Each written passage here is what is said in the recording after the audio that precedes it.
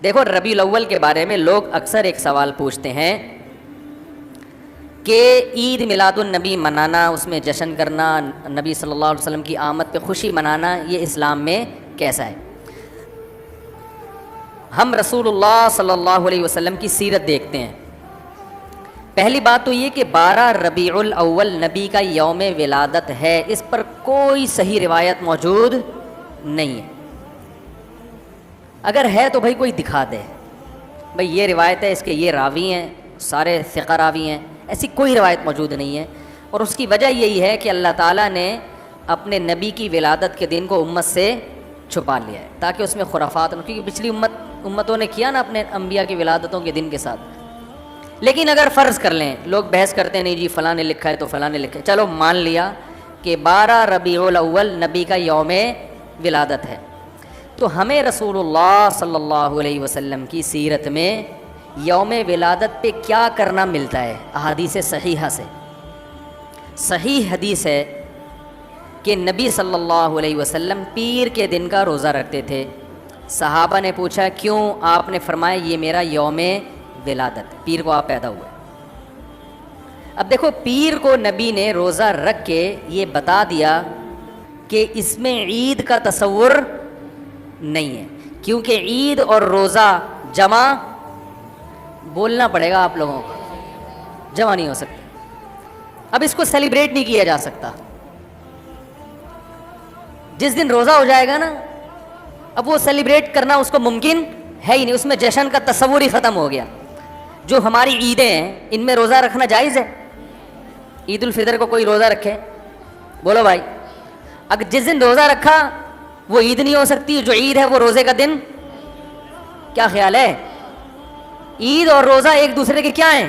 Opposite, کیونکہ عید ایک خوشی کا دن ہے اور اس کو سیلیبریٹ کرنا ہے۔ تو سیلیبریٹ جو کیا جاتا ہے کھا پی کے کیا جاتا ہے یا بھوکا رہ کے کیا جاتا ہے؟ دیکھو آپ کے بچے کا امتحان میں پاس ہو گیا اچھے نمبروں سے، بہت خوش ہیں آپ نے تمام رشتہ داروں کو فون کیا، بھائی میرا بچہ 100 نمبروں سے پاس ہوا ہے، میں بہت خوش ہوں اور میں اب جشن مناؤں گا، ایک سیلیبریٹ کروں گا اس کو۔ بھائی کیسے کریں گے؟ بھائی آپ تمام لوگوں سے گزارش ہے کہ صبح کا ناشتہ بھی چھوڑ دیں اور کل دوپہر کا کھانا بھی چھوڑ دیں۔ ہاں بھائی یہ کیا ہو گیا بھائی؟ یہ خوشی ہے یا کوئی غم ہے بھائی؟ روزہ کوئی غم کی علامت نہیں ہے لیکن خوشی بھی نہیں ہے۔ خوشی کا مطلب خوشی کو سیلیبریٹ کرنا نہیں ہے، منانا، خوش ہونا ایک الگ چیز ہے، خوشی منانا۔ بھائی خوش ہونے پر تو ہم بھی کوئی پابندی نہیں لگا رہے کہ آپ 12 ربیع کو خوش ہو جائیں، مسئلہ ہے خوشی منانا۔ منانے کا صرف عید کو خوش ہونے پر کبھی بھی نہیں منائی جائے گی، صرف عید کے دن یا کوئی خوش یعنی یا کوئی کھانا کھلا کے۔ تو آپ کے بچہ 100 نمبروں سے پاس ہوا، آپ نے کہا کہ ہم خوشی منائیں گے۔ بھائی کیسے منائیں گے؟ آپ بھی کھانا چھوڑ دیں اور ہم بھی کھانا لے۔ بھائی وہ کہیں گے بھائی پہلے ہم اس طرح تو ہوگا کہ آج ہم زیادہ کھائیں گے، اس طرح تو منائی جاتی ہے۔ تو یہ بات سمجھ میں آ گئی۔ دوسری بات، دوسری دلیل، جمعے کا دن بھی چھوٹی عید ہے نا، اس کو بھی عید کہا گیا ہے روایتوں میں، اسی وجہ، اور عید کے بہت سارے احکام جمعے کے دن بھی لاگو ہوتے ہیں۔ غسل کر کے نہا دھو کے مسجد میں اجتماع ہوتا ہے، عید کے دن بھی غسل کر کے نہا دھو کے اجتماع ہوتا ہے۔ نبی جمعے کے دن بھی اچھے کپڑے پہنتے تھے، ہم عید کے دن بھی بولتے کیوں نہیں اچھے کپڑے پہنتے ہیں، جمعے کے دن بھی خوشبو لگا کے نہا دھو کے، عید کے دن بھی ایسے ہی۔ اور حدیث میں جمعے کے دن کو بھی روزے کے ساتھ خاص کرنے سے منع کیا گیا ہے، لا تختصوا لیلۃ الجمعۃ بصلاۃ ولا یوم الجمعۃ بصوم۔ حدیث میں آتا ہے جمعے کی جو رات ہے اس کو عبادت کے ساتھ خاص مت کرو اور جمعے کے دن کو روزے کے ساتھ خاص مت۔ جمعے کو روزہ رکھنا کوئی اضافی فضیلت نہیں ہے، ویسے جائز ہے روزہ رکھنا کہ آپ کی چھٹی جمعے کو ہوتی ہے اس لیے رکھ لیا تو ایک الگ بات ہے، لیکن اس کو خاص فضیلت دے کے رکھنا تو یہ مکمل عید تو نہیں ہے۔ اس میں عید کا لک بہرحال بولو بھائی ہے، خطبہ بھی ہے، جیسے عیدین میں خطبہ بھی ہوتا ہے، 2 رکعتیں ہیں عیدین میں بھی 2 رکعتیں، تو لک ہے اس میں۔ اب ذرا ٹیکنیکل پوائنٹ کو سمجھیے گا آپ لوگ۔ یہودی سب سے پرانی قوم ہے، ان کے لیے جو مقدس دن تھا وہ کون سا تھا؟ ہفتہ، اور وہی ان کی چھوٹی عید تھا۔ سمجھ رہے ہیں نا, اسی میں وہ اجتماع کرتے تھے. عیسائی اس کے بعد آئے, ان کے لیے کون سا ہوا؟ اتوار کو, جو ہفتے کے بعد ہے. مسلمان ان کے بھی بعد آئے, تو ہمارے لیے کون سا ہونا چاہیے تھا؟ پیر.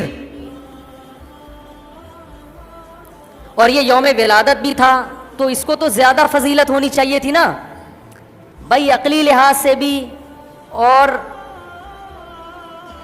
جو حکمت ہے اس کے لحاظ سے بھی. عقلی لحاظ سے اس لیے کہ وہ پہلے تھے تو ہفتہ, پھر اس کے بعد اتوار, تو اب ہمارے لیے پیر. اور اس لیے بھی کہ نبی کا یوم ولادت ہے, تو یہ بطریق اولا پیر کے دن کو فضیلت ملنی چاہیے تھی, کیونکہ وہ نبی کا یوم ولادت ہے. لیکن چونکہ اس میں عید کا کانسیپٹ ہے نا, اس لیے پیر کا نہیں ہوا, بلکہ ریورس کر کے کہاں لے گئے؟ جمعے کی طرف.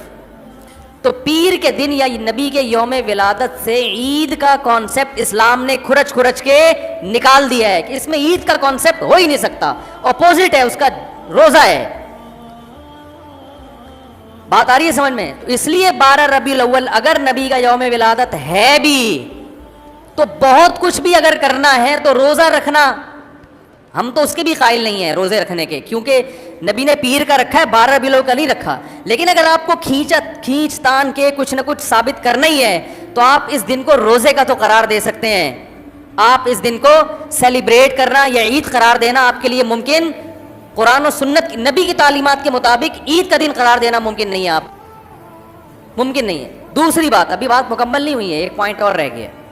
اسلام میں عیدیں صبح کے وقت ہوتی ہیں, رات کو عیدیں غیر مسلموں کی ہوتی ہیں.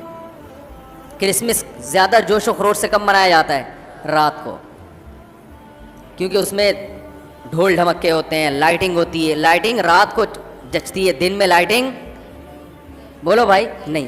جبکہ اسلام کے جو تہوار ہیں وہ کب ہوتے ہیں؟ صبح کے وقت. صبح آپ اشراق کے وقت آؤ گے, نماز پڑھو گے, سوئیاں کھاؤ گے, گلے ملو گے, پتلی گلی سے نکل لو.